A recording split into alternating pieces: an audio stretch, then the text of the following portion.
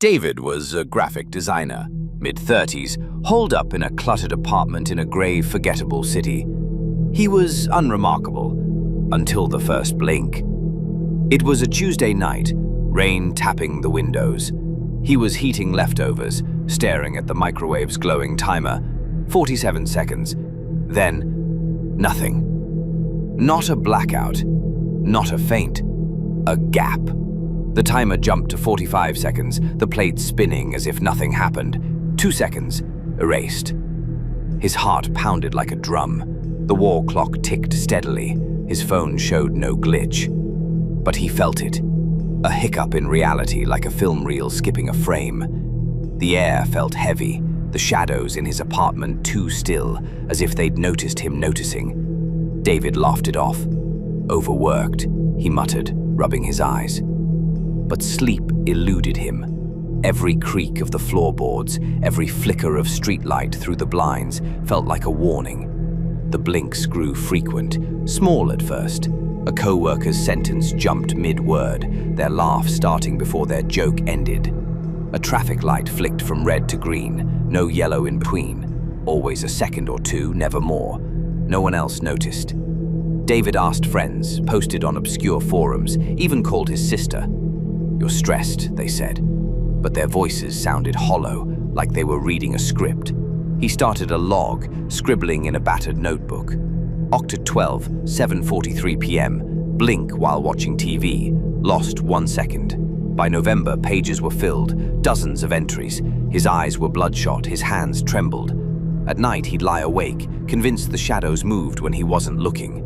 Desperate to prove he wasn't losing it, David bought cheap security cameras, mounting them in every room, kitchen, living room, even the bathroom. He synced them to an atomic clock for precision, muttering, "I'll catch it, I'll see it." His voice cracked, raw with exhaustion and something like fear. The blinks kept coming, small at first. A co-worker's sentence jumped mid-word. A traffic light flicked from red to green, no yellow, always a second or two. Only David noticed. He asked friends, posted online, nothing, just him. He started a log. Octa 12, 7:43 p.m. Blink while watching TV. Lost 1 second. By November, he had dozens of entries. His eyes grew bloodshot, hands shaky. To prove he wasn't crazy, David bought security cameras, setting them up in every room, synced to an atomic clock. "I'll catch it," he said, voice trembling. A week later, David hunched over his laptop, scrubbing through hours of footage. Most was mundane, him cooking, pacing, staring into space. Then he found it. Nov 9, 2, 17 a.m., kitchen cam. He was asleep, the apartment dark. Timestamp, 2:17:03.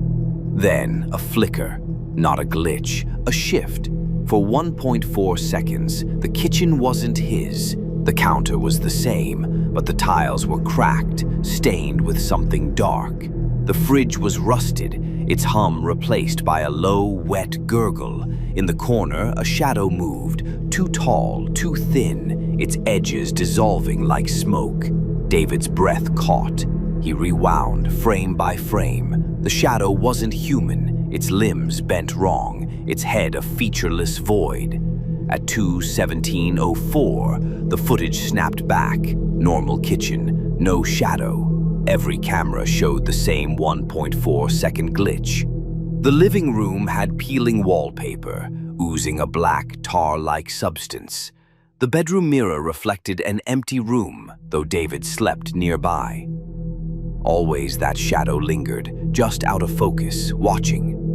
David quit his job, stopped answering calls. He pored over the footage, eyes burning. Each blink revealed more of that other Earth, decayed, wrong, like a rotting twin of his world. The air in those clips looked thick, like fog laced with ash. He added more cameras, motion sensors, a microphone, turning his apartment into a fortress of surveillance. He stopped eating, his skin sallow, his log entries frantic.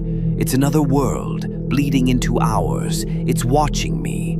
Last night, he caught a 3-second blink. The footage showed his apartment, air heavy with that ashen fog.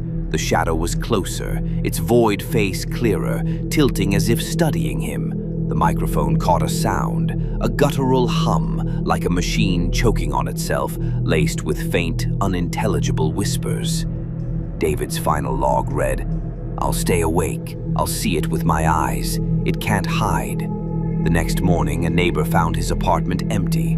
The cameras were still running, but most footage was corrupted, pixels bleeding into static. One clip survived, 4:03 a.m., 1 second long. It showed David in the kitchen, staring at the camera. His eyes were black voids, glinting like oil. His mouth moved, humming that sickening sound, lips twisting into a smile that wasn't his. Behind him, the shadow stood, its long, thin arms draped over his shoulders, fingers sinking into his skin. I found this story on a forum, posted anonymously with that clip. I watched it frame by frame. David's face, it didn't look human anymore.